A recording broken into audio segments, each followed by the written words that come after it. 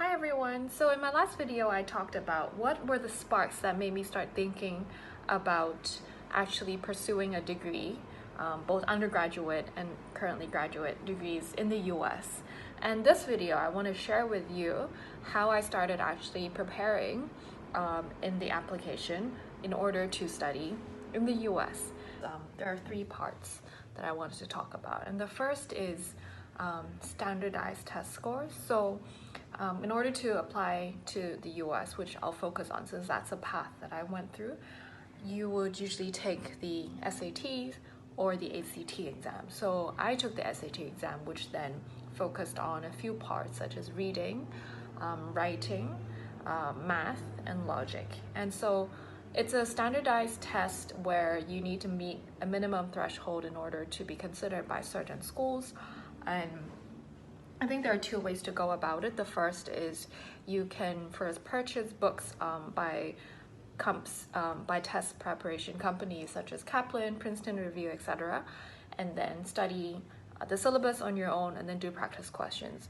The other way to go about it is to actually enroll in a course whether it's taking physical classes in Hong Kong or taking online courses, which I assume now would even be more popular given amidst the pandemic. And so the tutors would be very familiar with the test itself, know exactly sort of what things you need to look out for in certain sections, or have rules and advice that could be really helpful for you as you prepare for the exam. So I think that's one important part. The second important part is your actual predicted grade that you get from your high school as you apply. So in some schools it's your GPA. In the IB course that I was taking, it would then be in the IB score out of 42 then. So the total score was out of 42.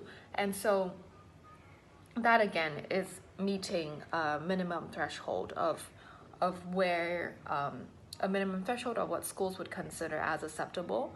And so I think the first two parts, both the standardized test score and your grade in applying from your school, are both ways to screen out other applicants and then know which ones to focus on. So the third part, which I think is most important after you meet the thresholds of attaining certain test scores and high school scores as you apply to school, is your story. And what I mean by that is in the common application form that you apply to US colleges, there's a part where you write your own personal essay and tell people who you really are. And I think that's most important because that really shows the admissions what is making you special and what is different about you versus other applicants. So I think for me, my take on this is that this should be personal. This is a place where you can have the liberty to talk about any stories you want to tell, to talk about what's unique about you, what are some defining moments in life to make who you are today, that builds your character, your why you are the way you are today. And so it could be ranging from different things. For example, was it something that may have happened to your family that shaped the environment you grew up in? Or it could be about certain hardships. It could be also about certain privileges. It could be about an encounter and then experience with someone you met, maybe, for example, on an exchange program that started changing your worldview. So this is a place where you really can pull in anything you want and share that.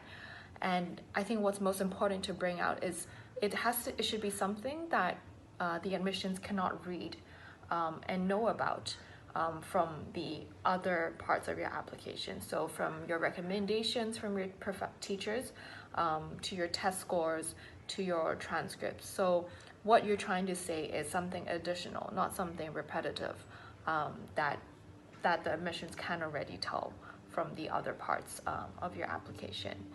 And I think that really requires very deep reflection for the entire journey that you've taken from the start to where you are today in high school as you're applying for college.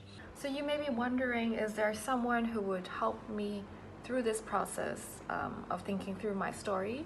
Usually there is an academic admission counselor within a school that could give advice on just overall your application, for example, which schools might suit you better given your interests. But depending on school, they may or may not be as involved with your process of actually crafting your story. So some students also go another route of seeking help externally, which is working with admission counselors that could either be in Hong Kong or based abroad, where you just do sessions virtually, and so they could give you advice as to how to better frame your story, how do you want to deliver in a better manner. What's most important to remember is that the story is definitely of your own. You're telling your own story, and the admission counselor is there to give you advice on maybe how to better deliver it. And so that is the third part, which I think is most important in terms of your application process. So similar to the undergraduate college application, for the graduate school application, we could group it under 3 parts. So the first is the standardized test score. The second is your GPA from your college, and the third is again your story. So the first part, as I took SATs in my undergraduate process, here I took the GREs for the public policy school and the business school. So here it really depends on the graduate program that you're applying to. GREs work for me for both the public policy school and business school, even though actually GMAT is the more popular route and exam that business school applicants take, even though schools actually are saying that they're test agnostic to either exam. So whichever test suits you better, whether it's a GRE or GMAT, you can use that to apply to business schools. You should double check though, because some schools still just accept the GMAT, so it really depends on schools, even though GRE popularity is increasing.